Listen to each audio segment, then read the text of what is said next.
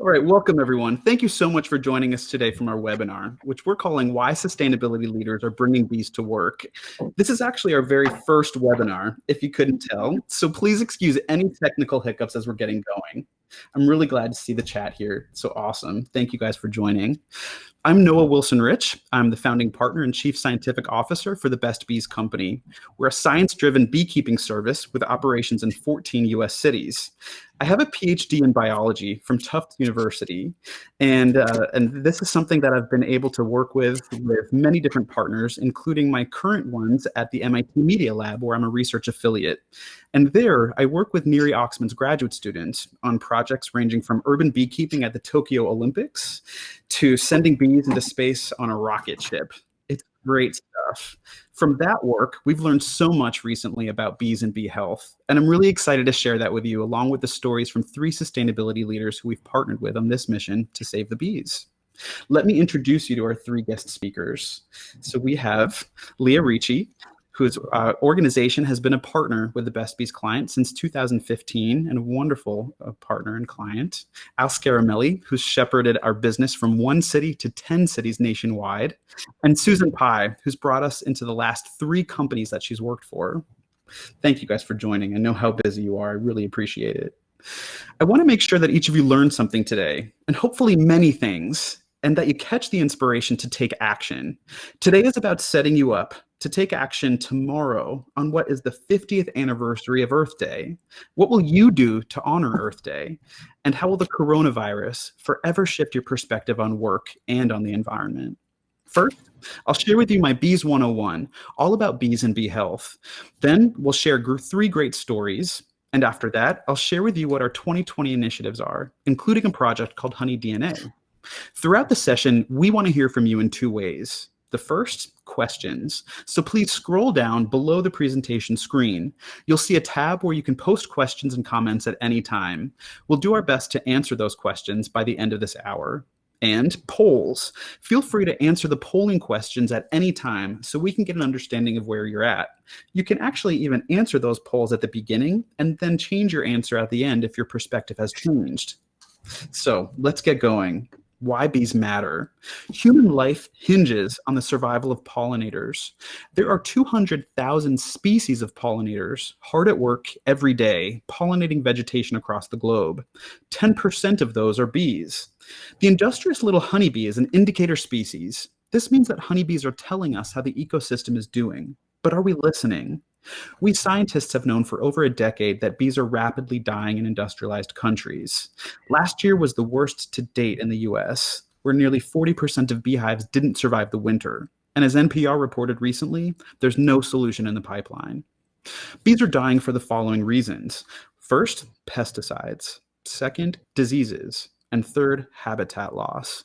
And now a 4th one is finally getting some data to back it up, that climate change is having a negative impact on bee health. We have an ebook called Why Bees Matter, and we'd like to offer it to you today as a free thank you for attending. So I'm going to post this now in the offers tab below. It's another opportunity for you to share a little bit with your teams and to continue reading after our webinar today. My life's work has focused on improving bee health. For the past 10 years, the Best Bees Company has been working with businesses like commercial real estate companies and homeowners to install beehives and gather scientific data about the bees. We have more than 1,000 beehives across the United States that we manage, and that is a lot of data. So using the Best Bees Company's own proprietary beehive software, which, yes, is a thing, over the past 10 years, my team has compiled one of the largest data libraries in the world on bee health. We've learned that urban environments are the best for bees. So now more than ever, we're seeing what we call citizen scientists step up as individuals and companies rally to do our part here. Beehives at work are a small way that companies and people are taking control. Bees utilize spaces that are otherwise completely empty. Formerly unnoticed opportunities are now assets and resources in each real estate property that we've added beehives to. And for some, like with each speaker you'll hear from today, you'll get a sense for what other rewards bees bring, such as lead points, increased engagement, positive investor relations, and so much more. Adding beehives is a small investment with a massive payoff, or an outsized impact, as we like to call it. Institutions, businesses, and homeowners are working with beekeepers to bring bees to the workplace and at home, with a special preference towards beehives that are connected to data sets, so that each box of bees is actually a living data factory or a bioindicator for ecosystem health. For my career and how I want to make sure we're setting each of you up for today is with a focus not on why bees die, but rather why on bees live. Here's how to do that. Create pollinator habitat, which comes in two flavors, nesting and foraging. Create nesting habitat by getting beehives with a beekeeper or a beekeeping group, like what the Best Bees Company does. Create foraging habitat by planting flowers. Today's stories are from people who have created nesting habitat by installing beehives on their properties. They're here to talk about their experiences with bees and how it ties to their sustainability goals. They'll talk about what you might just get in return if you install beehives. So first up is Leah Ricci from Harvard Business School. Leah has been a great partner in so many ways. 4 of our data points are here at the Harvard Business School community that Leah is going to talk about. These bees are currently working remotely, as we call them, during the COVID-19 crisis, where we've had to move them off campus for the ease of beekeeping during this tough time. Under normal circumstances, there are active colonies of bees over the HBS students, faculty, and staff. But don't worry, they're overhead, just as there are across properties owned by Beacon Capital Partners and some managed by Cushman Wakefield, as we'll hear more about. So with that, I'm going to toggle off of my slides and I'll ask Leah right here to open up your slides. And Leah, thank you so much for joining us. I'll pass it right over to you. Hi, everybody. So glad to be here with you today. And as Noah said, I'm Leah Ricci and I oversee the Harvard Business School Sustainability Program. Just give me one moment. Just going to pop my slides up. There they are. Great. Today, I'm going to give you a quick overview of our Harvard Sustainability Plan, describe how we came to have 4 beehives, and how those beehives support our commitments within that plan. The Harvard Sustainability Plan has 4 key goals, along with standards and commitments that tie to the 5 plan topics noted here. The HBS campus has its own sustainability plan where we set additional stretch goals and best practices. And we've made some strong progress on a number of the goals. For example, our waste and emissions reductions have both surpassed the university-wide goals. The beehives help us fill a number of commitments in the Harvard Sustainability Plan under the culture and learning, health and well-being, and nature and ecosystems plan topics.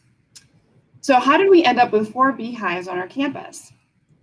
The beehives help us fulfill, the beehives actually came from one of our culture and learning engagement programs called the Student Sustainability Associates. Each year, HBS Operations hires 10 MBA students to run campaigns with their classmates and complete projects. Back in 2015, an SSA project team proposed installing beehives. They also identified Best Bees as the right organization to work with on this effort.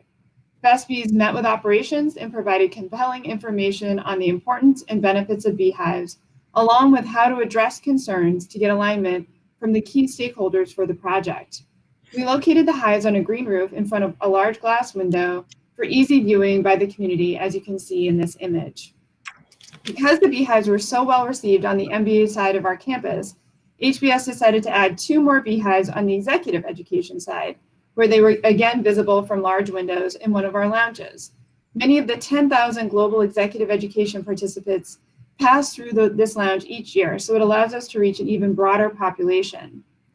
One of our commitments under this culture and learning section of the plan is for our campus to be a living lab.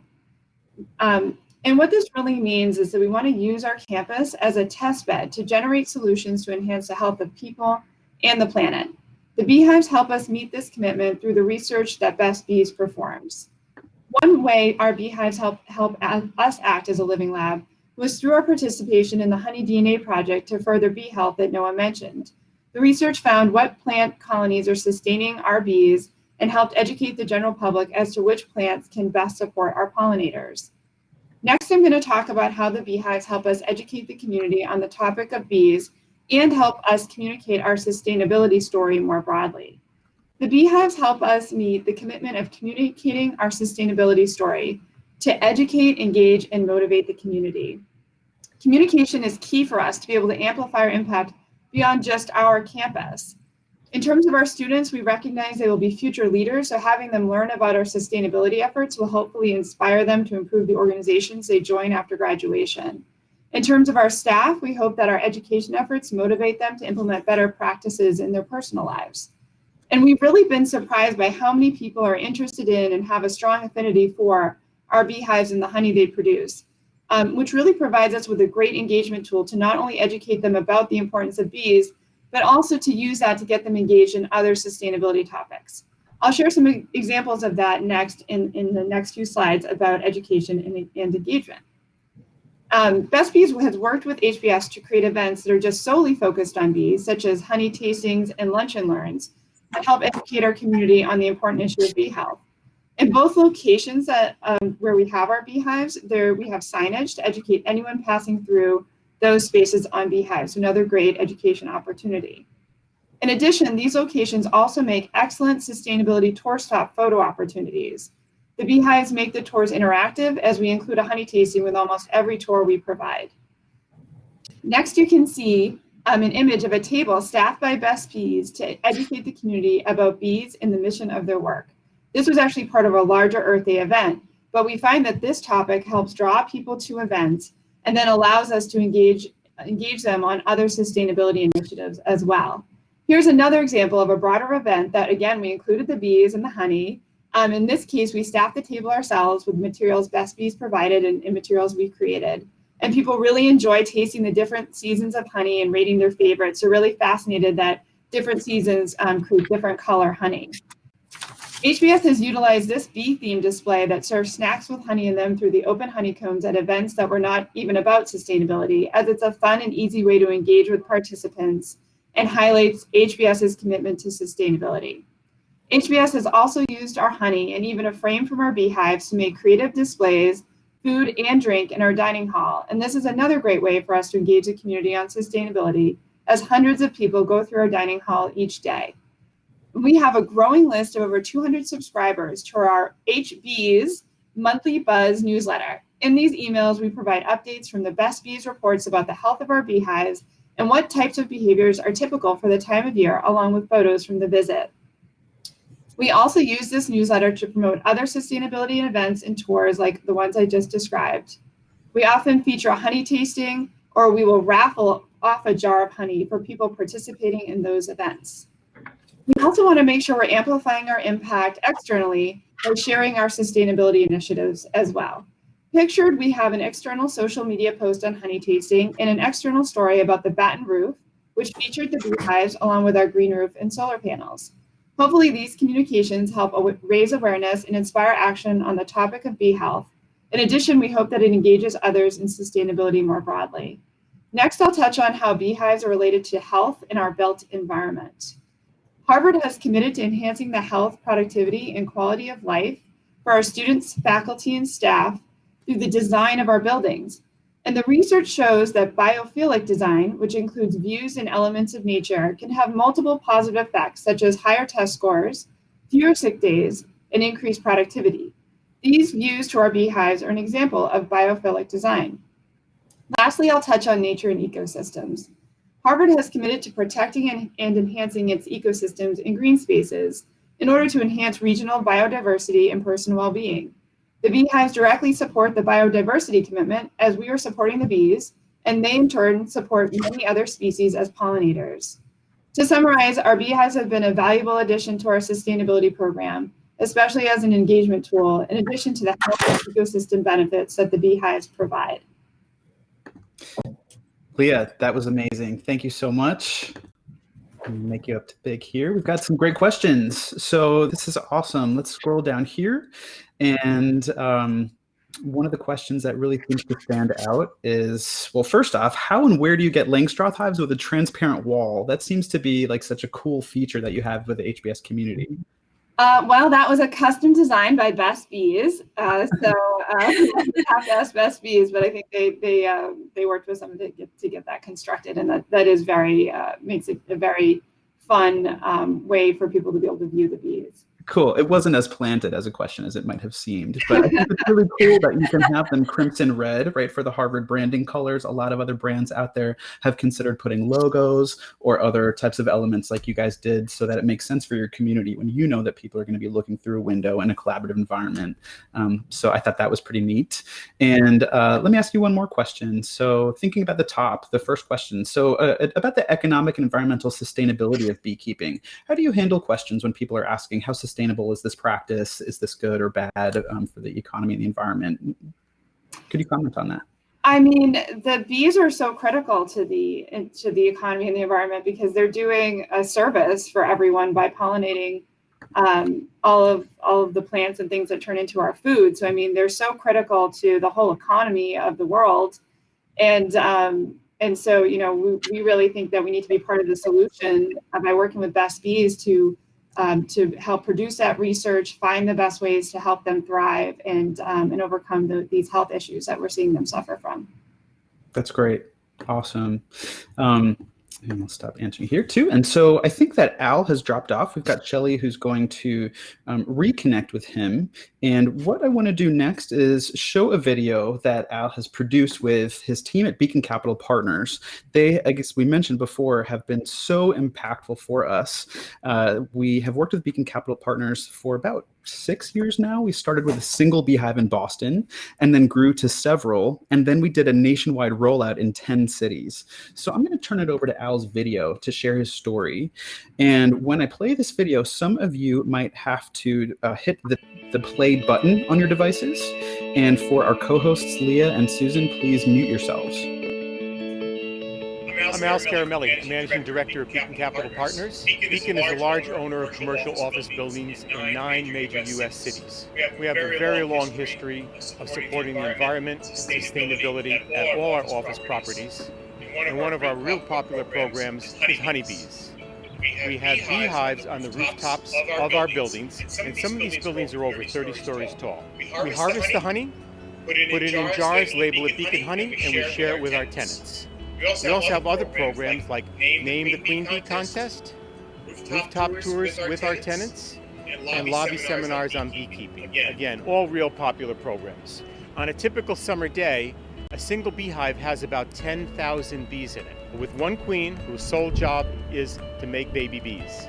90% of the bees in the hives are females, and their principal job is to go out and find pollen and nectar. They'll go out 5 miles or more and bring it back to the hive as a source of food and to make honey. We harvest this honey twice a year and get about 4 gallons of honey per hive. The honey tastes so good and is so popular, we now are making Beacon honey beer, and we've been mixing in with ice cream at our tenant ice cream socials. Wonderful. So remember, life just got sweeter with honeybees, Beacon's honey, and ice cream.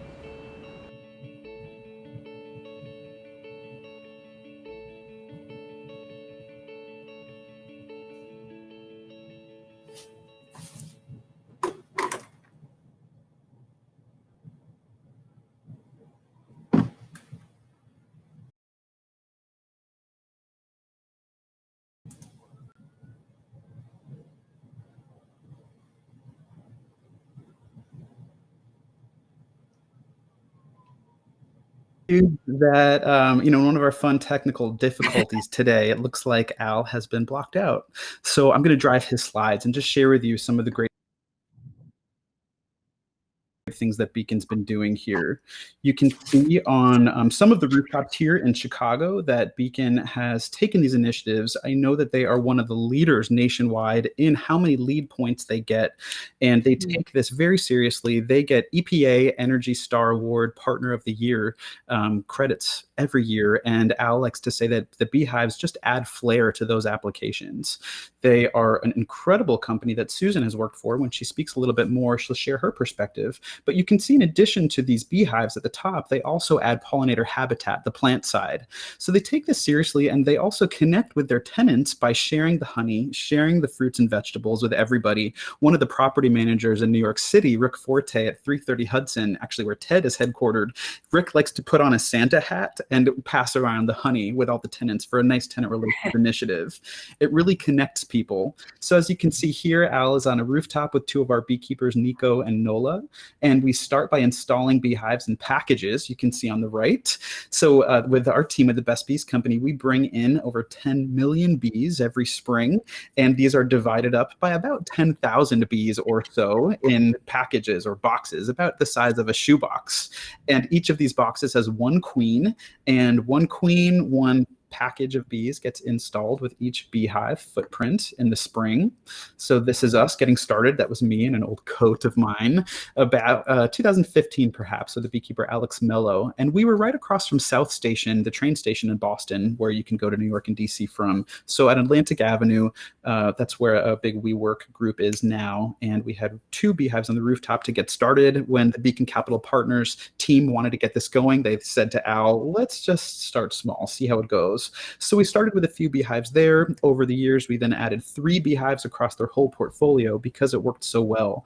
Oftentimes people get nervous when you're thinking about bees on the roof. People think like Godzilla or a T-Rex. But as we like to say, even with Jurassic Park, they're the vegetarian dinosaurs where you see the kids petting them and they're safe. That's like the bees who are vegan versus the carnivorous dinosaurs the kids run from. Those are the wasps and the hornets and the yellow jackets, things that are not bees. Beekeepers want a safe environment. And as we say, the Best Bees Company, aggressive insects is a bad business model. It's totally safe. So we've got some images on the right from the headquarters of the Boston Globe on State Street, where Beacon has continued to expand their beekeeping program nationwide across all of their properties. Anytime Beacon purchases or acquires a new property, they contact us and they say, hey, we're just going to expand our existing contract to that property, and we know exactly how to roll with it. We're going to install 3 beehives at all their buildings, no matter what.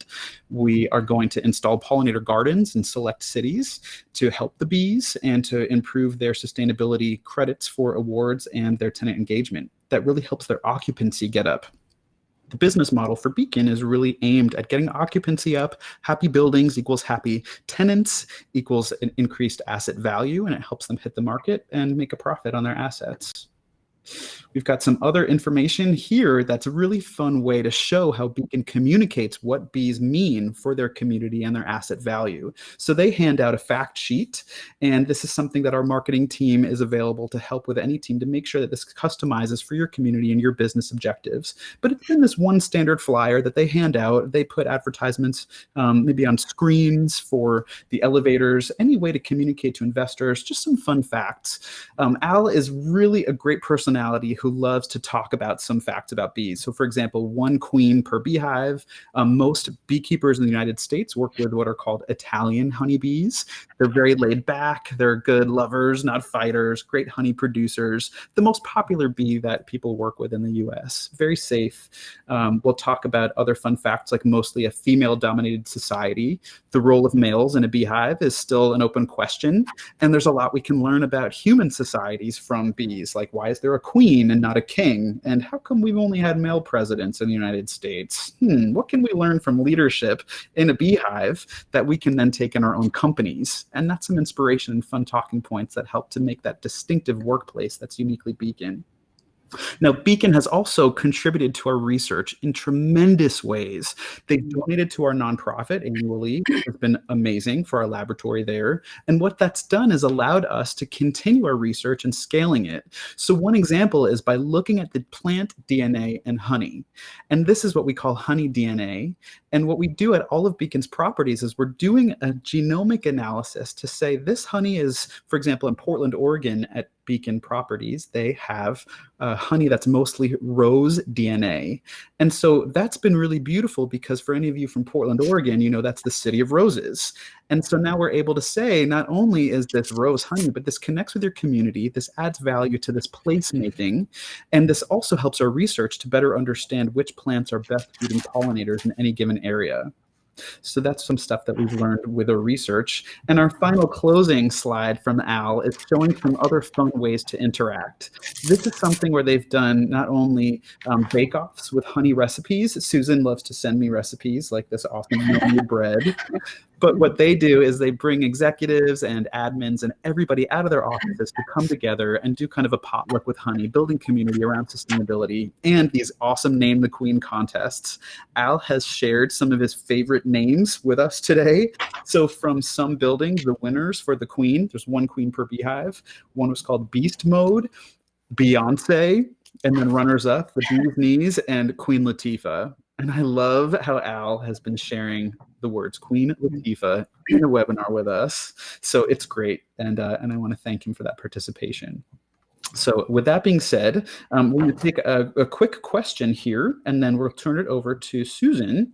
And we'll just start from the top here. So how much does getting a personal beehive cost, and can it be done from anywhere? And I think this is a great question to start with because bees are available worldwide, beekeepers are worldwide. So this topic is totally scalable around the world. But as we know now more than ever with the coronavirus lockdown, the world varies tremendously and it's hard to know. So the numbers vary with where anybody is. The cost will vary. What's important to know is that you can get beehives anywhere. And those factors are something that you can talk with other people within your own local community to find out how much those prices are. You can work with a large company to say, okay, here's what we're seeing in Los Angeles, here's what we're seeing in Boston versus San Francisco. And so it really does vary. So we can follow up with you if you have any questions about that. In the meantime, Susan, I'd like to pass this over to you, and I'll give you a quick introduction here. Our next story is from Susan Pye of Cushman Wakefield in Los Angeles to get her perspective as a property manager. So over to you, Susan. Hi, everyone. Happy Earth Day. I'm Susan Pye, Senior Property Manager with Cushman Wakefield. And I was formerly with a commercial real estate firm, JLL, managing properties in Pasadena, California. And I had the great pleasure of working with Best Bees Company and Beacon Capital. I'm really thrilled to be here today with you on this historic 50th anniversary of Earth Day to talk to you about joining the urban beehive movement and exploring ways we can create a green community. Yes, it's becoming a movement now, but I remember in the first days of Beacon ownership, we were part of the first rollout of beehives on building rooftops in America. Beacon is and was and is a forward-thinking progressive ownership. And as Al mentioned, or actually that's right, we didn't talk about this. He's mentioned before, but they came up with this novel idea after visiting a hotel in Paris. The hotel in Paris was serving bees from their roof, honey from the bees on their rooftop. And they brought this idea over, and it was just fantastic. This ownership is obviously committed to reducing their property's environmental impact, lowering operating expenses for tenants, and contributing to their health and productivity and well-being. Can I have the next slide? Thank you. So I was also very fortunate to work for a company. At that time, it was JLL, and they had an equally strong commitment to sustainability and believed that building a better tomorrow supports clients, adds values for shareholders, and benefits employees and communities. Next slide, please. So it took 3 committed companies, 1 bee colony, 1 vision to elevate the property I managed, Pasadena Towers, into more than just another trophy office building. By having bees on our rooftop, it really made the property become a building with purpose. Here's a visual of the property I used to manage. This is Pasadena Towers in Pasadena, California, a suburb of LA. And so you're probably wondering where we installed the bees. Well, we chose the rooftop. So I love this picture. This is one of my favorite photos because you have the low-tech beehive peacefully doing its work next to the large equipment known as the cooling tower. And I just love this picture because it says so many things. It just speaks to the simplicity, and it speaks to the repurposing of an area that is usually just sort of void and not much action going on. But it can really be installed in most areas. Here we just have them on cinder blocks. It's not quite as fancy as Harvard's beehives, but nevertheless very functional. This is known as a bee colony. So you might be wondering, why urban beehives? I can tell you from experience, and that was just years of having the beehives on our rooftop, that they really add a ton of value. You can't even quantify it. But today I will try to point out some measurable results. But they add tremendous value to the property, environment, and local community. We all know these amazing pollinators are critical to our ecosystem, but did you know that 1/3 of our food supply is dependent upon pollination? And did you know that bees in urban environments do better than bees in a rural setting? This compelling science should really motivate all building owners and managers to rethink and repurpose rooftops and invest in urban beekeeping.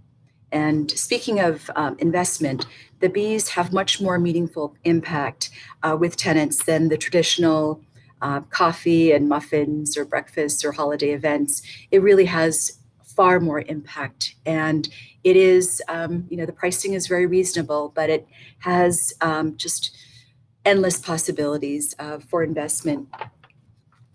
So I encourage everyone to join the urban bee movement and install living data factories on your rooftops to support sustainable research. In this slide, you see the LEED certification requirements. Well, the beehives led to innovation credits, and it was just fantastic. The bees not only transformed our community by fostering engagement and building environmental awareness, but we built a whole tenant wellness and sustainability program around the bees and gave the tenants a direct connection to nature in a very safe and very simple way, and with very limited or simple resources too. They also help to make us key differentiators in the commercial real estate market and help to attract tenants in the tech industry. And they also helped our tenants attract the best talent. And now, as we know, millennials make up more than 50 to 75% of the workforce, and they're a lot more savvy tenants, and they are much more sensitive to sustainability and building wellness.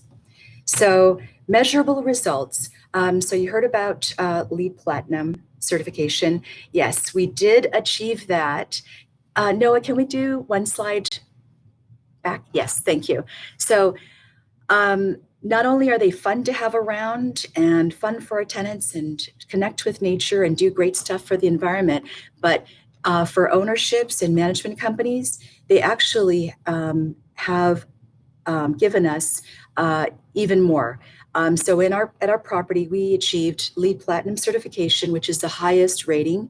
And as you can see, there's only 1 point difference between gold and platinum certification. That 1 point makes all the difference. And simply having bees on a rooftop got us there.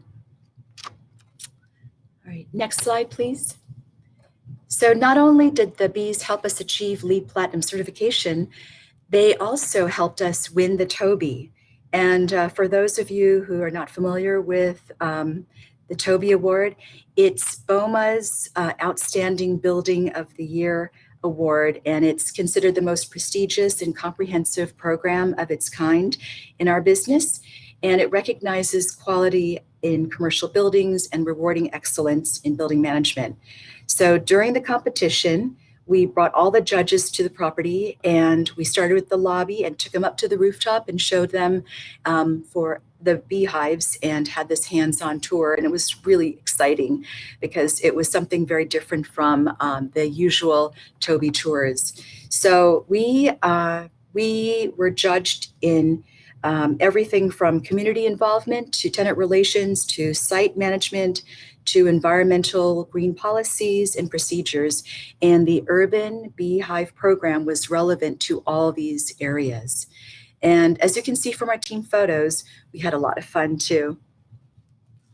So how do you start?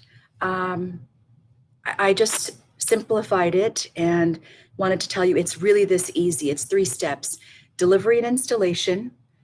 Then there's hive management. So you have a certified beekeeper coming to the property and checking on the bees, collecting data, and then you get to enjoy the benefits at the honey harvest. So like Beacon Capital, we were able to give out tenants honey. Oh, also with Leah too, with Harvard Business School, we were able to share the honey with tenants, and it was really just great. It really came full circle from beehive to getting our tenants engaged to then sharing the honey. And so it just was really exciting. So the final challenge I want to give you all today is that you can take small but mighty steps to heal the earth, one beehive, one building at a time. And I just want to challenge you and ask you, what are you going to be doing for Earth Day? Here's what we're doing here in Southern California. We're installing a bee hotel, and this is for nesting, and we're putting it in our olive tree in our courtyard. And we're also planting wildflower seeds so they'll have a place to forage.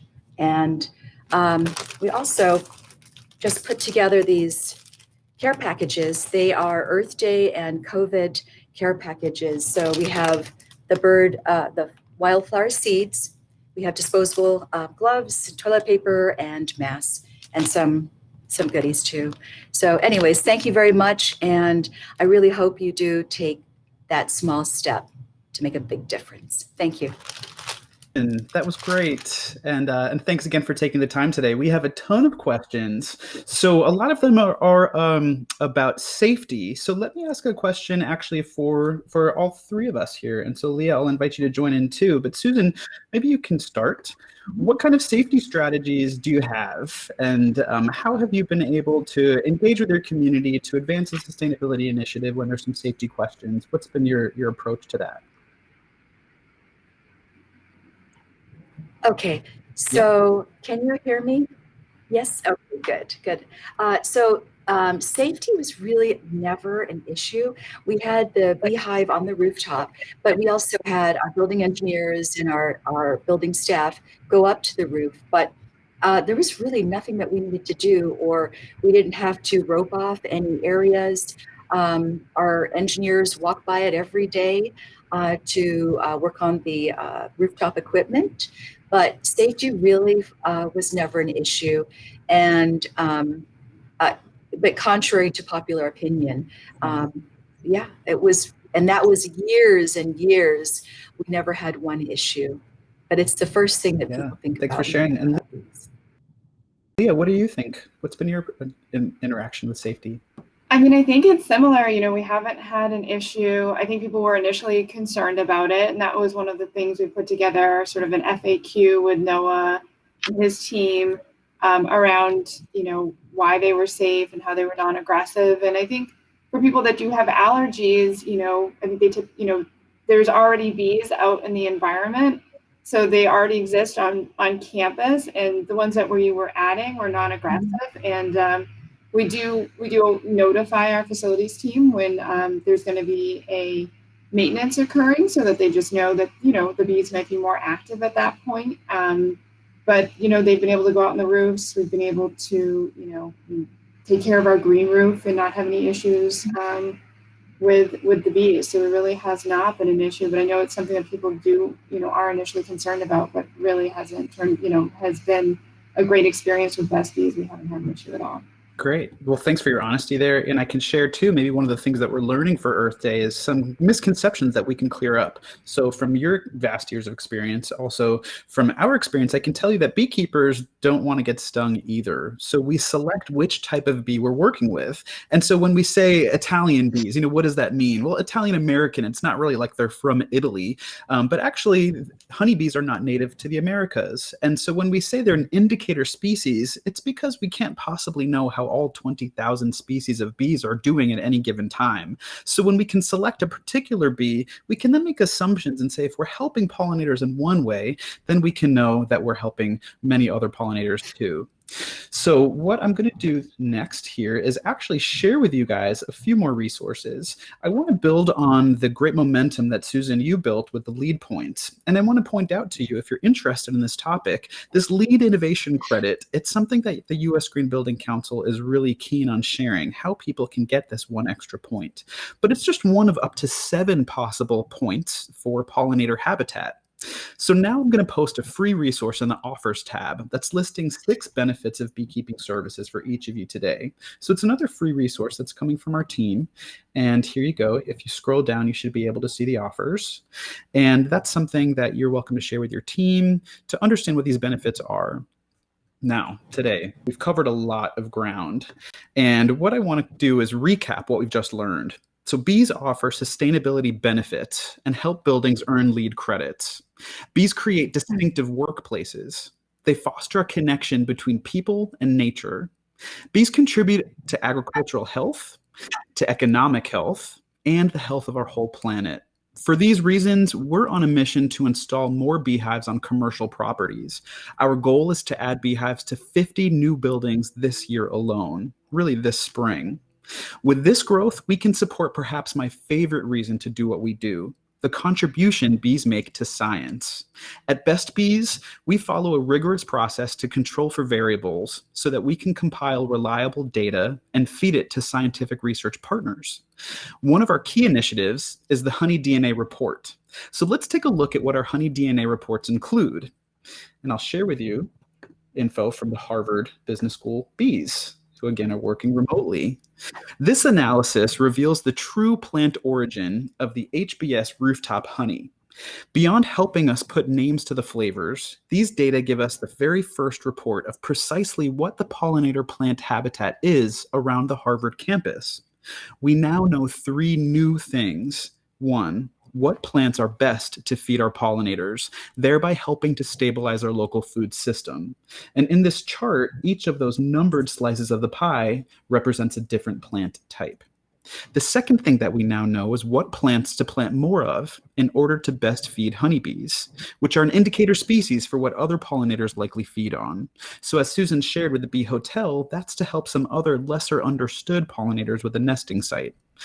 The third thing, it's a snapshot in time of what our climate is as it pertains to plant pollinator habitat, something that we can then compare against going forward as climate change inevitably shifts our environment and our ecosystem around us. As a living data factory, Harvard's beehives are now working remotely like the rest of us during this coronavirus pandemic, where they'll continue more honey DNA research for us as bioindicators of environmental health, as we call it. The relocated beehives are pollinating new habitats beyond the city, collecting nectar from different plants and making honey. Our beekeepers collect samples of that honey, and we analyze the plant DNA, just like Ancestry.com or 23andMe. In the offers tab below, I'm now going to post the Honey DNA report with the data from the beehives at Harvard. Right here. And at the Harvard Business School Bees, you're welcome to download this information for free. You'll get a better understanding exactly of what we do.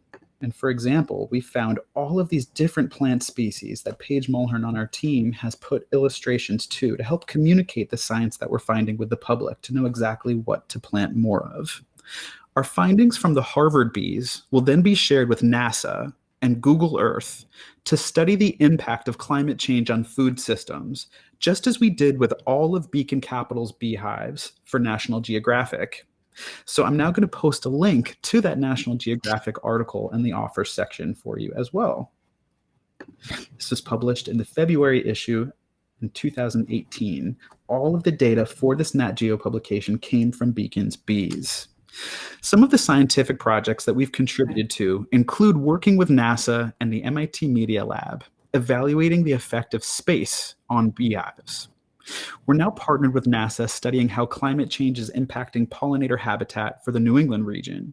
From outer space to business parks to backyards, we're having real scientific impact, connecting people with the natural world. My current favorite project for 2020 is applying honey DNA products to study how natural disasters impact pollinator populations. These data could help Australian communities devastated by recent wildfires with knowledge of what to plant more of to improve their resiliency against climate change. On the 50th anniversary of Earth Day, we find the planet's health to be in horrible shape. Even in quarantine, the wonder of the natural world, it's totally evident. Go to the window and be amazed by spring's arrival, the flowering shrubs, the beauty of the birds singing in the trees whose leaves are budding. Now more than ever, the earth needs us. Now is the time to take action with your own beehive. Take a moment tomorrow on Earth Day to plant flowers, something that our research shows really does help save the bees, thereby helping our food system and our research scientists. We're on a mission to save the bees, and so we want as many beehives as possible. After this webinar, join us in this mission. And as Susan said, this is a small but mighty way to heal the earth, one hive and one building at a time. So with that, if you haven't already answered the poll questions, I hope you'll do that now. And if you did already, again, you're welcome to change your mind and take more questions here. So type them in at the bottom. We'll try to get to all of them. Thank you so much for joining today. Now, with that, the three of us are going to answer some questions. Okay, let me go to those. And how about we start from the top here. So which flowers should you plant to help create bee habitats? Should the flowers you plant be endemic to your area so that local bees recognize them, or they're universal good flowers to plant for bees regardless of location? So have you guys done any work with planting for pollinators on your own properties yet? I'll add this, like with Leah on the green rooftops. I know that we've collaborated with some other vendors who you have extensive green rooftops. Can you think of any ways that the other vendors that you've been working with on rooftops might have shifted what they're doing in response to what's I good don't for have any bees? specific examples, but hopefully, they definitely have learned from those interactions and have reapplied, but I don't have any specific examples. Yeah. Well, I can say that for, as I mentioned, in 5 or so select cities, the Best Bees Company has been partnering with local vendors who do urban rooftops. And one of the things that makes me so angry in life is, especially in New York City, when I'm coming in on the train and I look out over all of those empty rooftops and they're empty. And I know that with this population growing of humans around the world, we don't have our land use that's growing too. We have to be smarter about where we're living, and we have to engage the human experience to get better. So I see those rooftops as not just pollinator habitat. It's a great smaller place to start. But for amenity decks, we're seeing Beacon Capital Partners do amenity decks across the country, adding value to their tenants, but also with selective plantings. So clover, we're seeing. This National Geographic article that we just sent to you guys has specific plants for what's best for any local environment. We know that trees like linden trees and eucalyptus trees in San Francisco, that's something, those are not native to there, but pollinators don't discriminate over what's native or what's invasive. So we can really be selective about which plants we are maintaining and choosing. One of our more recent green roofs, it's just covered in clover. So we definitely, as you said, our green roofs definitely have great pollinator habitat. So hopefully that what our green roofers are doing with us, they're taking along to their other customers. That's great. Yep. And you can also tailor the flavor of your honey. With Beacon in their investor meetings, sometimes they will have a honey per property, and it's a taste of their assets, which is a weird spin on it, but saying taste your building. So Chicago might be clover, and as I mentioned, Portland might be roses or cedar from Seattle. But it's a great experience to really engage with investors and show them through this simple spoonful of honey how their investments and how their values for corporate social responsibility or environmental and social governance investment related goals are being achieved. So a lot of work to do, and it can be great fun. We're going to go to John Stenbeck at the bottom has a question, and that is about how often bee maintenance occurs. So what's been your experience? And I'll bring this over to Susan for how often the beekeepers come and how that might impact your job. I recall they came on a monthly basis, and it was a single beekeeper would come up and check on the bees. And yeah, I think it was just that. I don't remember. I don't remember more frequent visits or any emergencies. So it was just pretty regular. It was like monthly. Yeah, it's about once a month nationwide. You know, it depends on what the bees need. At least with the Best Bees Company, for us, we include an annual service that is everything the bees need. And we don't ever want to charge our customers more if the bees aren't doing well. So it's an all-inclusive service. We'll keep visiting as much as it might require, but we can certainly be flexible with any needs for our customers there. Susan, while we have you on the line here, we have a question from Robert Hahn of Denver asking if the restaurants at Cushman Wakefield properties have been participating at all with the honey or with the bees. What's your experience been there? When I'm thinking, we didn't have a restaurant that participated at the property I managed at the time, but I'm sure Al has plenty of experience with that. And maybe we can get back to you in Denver. Yeah, we've had some experience with a Federal Realty Trust, working with partners like Blaze Pizza, who did a spicy honey topping on some of their products, even with WS Development. So within the retail real estate industry, thinking about engagements for events, even at Patriots Place in Massachusetts, where the football team plays, we've done events across all of their vendors that might have a honey theme, in part with Hub Week, which is a big science and art festival in Boston. So there's like endless opportunities for restaurants to get involved and for building owners to then draw in more tenants by saying, we'll share the honey with you to add value to your customer experience as well. So let's see if we can take one more question here too. And you know what I want to do, actually, Leah, why don't I throw it to you and just kind of open it up for a closing remark, if you have any, for what your overall thing, what do you like best about bees, I guess, in closing?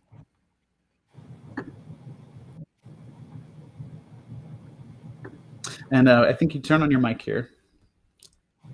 You know, really enjoyed the reaction and how much the communities embrace the bees. I've come to think of them like our sort of like a class pet. And so I think everyone really, it's really been a great engagement tool, and just knowing that we're adding to that research and doing a great thing while engaging the community has really been it's really been a great experience. That's great.